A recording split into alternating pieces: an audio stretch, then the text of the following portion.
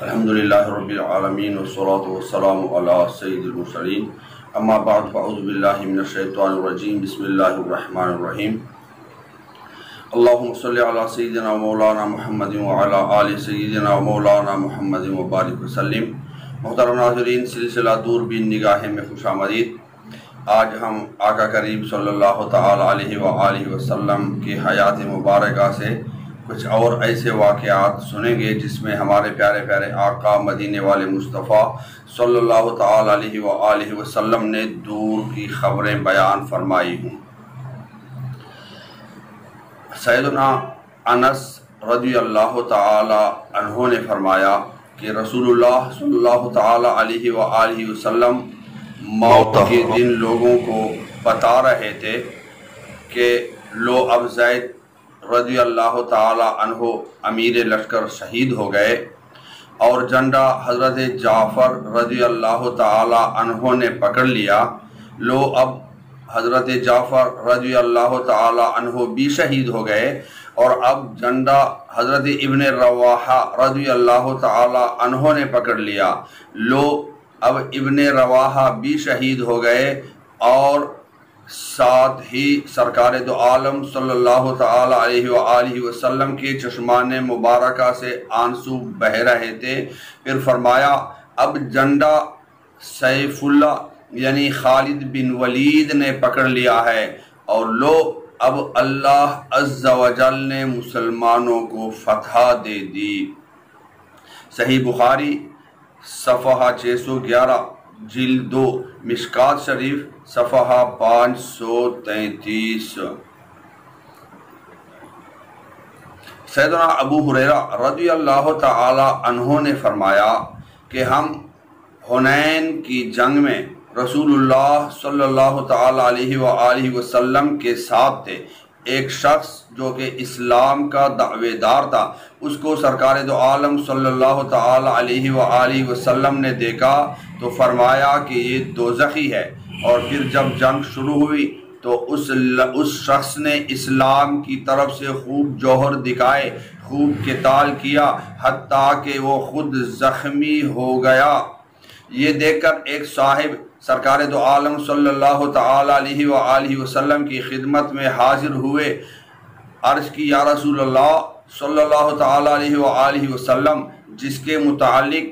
آقا کریم صلی اللہ علیہ وسلم نے فرمایا کہ یہ دوزخی ہے، وہ تو مسلمانوں کی طرف سے خوب جنگ لڑ رہا ہے۔ اس کا مقصد یہ تھا کہ اگر ایسا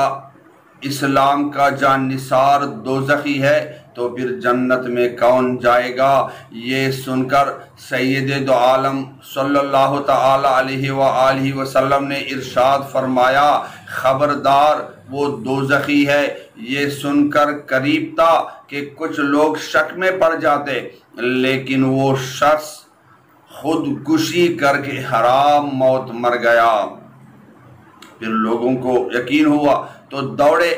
اور جا کر عرض گزار ہوئے یا رسول اللہ صلی اللہ تعالی علیہ وآلہ وسلم، بے شک اللہ تعالی نے آپ کی بات کو سچ کر دکھایا ہے اور وہ حرام موت مر کر دوزخی ثابت ہو گیا۔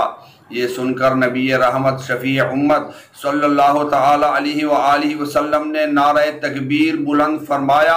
اور فرمایا میں گواہی دیتا ہوں کہ میں اللہ کا بندہ اور اس کا سچا رسول ہوں۔ یا بلال قم فعزن لا يدخل الجنت الا مؤمن، یعنی اے بلال اٹھ اور اعلان کر دے کہ جنت میں صرف ایمان والے ہی جائیں گے، جس کے پاس ایمان نہیں وہ جنت نہیں جا سکتا، خواہ وہ لڑتے لڑتے شہید کیوں نہ ہو جائیں۔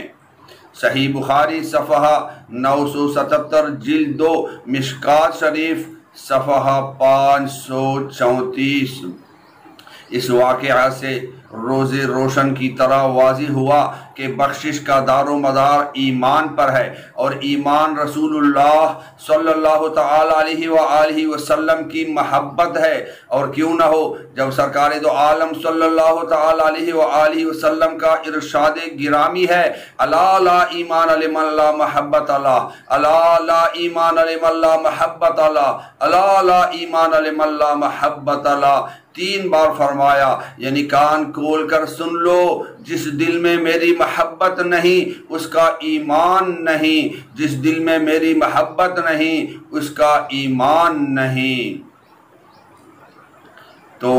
ایمان کا دار و مدار وہ ہمارے پیارے پیارے آقا صلی اللہ تعالی علیہ وآلہ وسلم کی محبت ہے، اور بخشش کا دار و مدار ایمان پر ہے۔ سرکار دو عالم صلی اللہ تعالی علیہ وآلہ وسلم کا فرمان عالی شان ہے،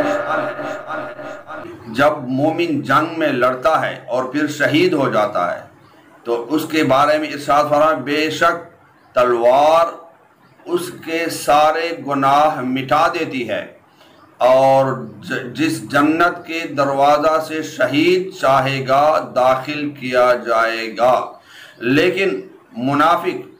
جو حبیب خدا صلی اللہ تعالی علیہ وآلہ وسلم کی محبت سے عاری ہے، جنگ میں شریک ہو کر مال اور جان سے جہاد کرتا ہے، یعنی مال بھی خرچ کرتا ہے، جان کا نذرانہ بھی دے دیتا ہے، دشمن سے جنگ کرتا ہے، اور جنگ کرتے کرتے جب خود مارا جاتا ہے تو وہ دوزخ میں جائے گا، کیونکہ تلوار منافقت کو نہیں مٹا سکتی۔ تو محترم ناظرین، اس سے ہم یہ غور کر لیں، اگر کوئی شخص بظاہر کلمہ بھی پڑھتا ہے، نمازیں بھی پڑھتا ہے، اور ان کو کہیں جنگ میں کامیابی بھی ملتی ہے، تو ہم خامخواہ ان کے پیچھے نہ پڑیں کہ یہ اتنا بڑا مجاہد ہے، بلکہ ہم دیکھیں کہ وہ آقا کریم صلی اللہ تعالی علیہ وآلہ وسلم سے محبت کرتے ہیں کہ یا نہیں۔ اگر عاشقان رسول ہوں تو پھر ہی ان کا جہاد، ان کی تلواریں وہ باعث نجات ہوں گی، اور اگر ایمان سے دل خالی ہو، آقا کریم صلی اللہ تعالی وسلم کی محبت سے دل خالی ہو، تو بھلے وہ اسلام کے نام پہ لڑیں، وہ ان کے لیے نجات کا سبب وہ جہاد نہیں بن سکتا۔ صلو علی الحبیب صلی اللہ تعالی علیہ وسلم۔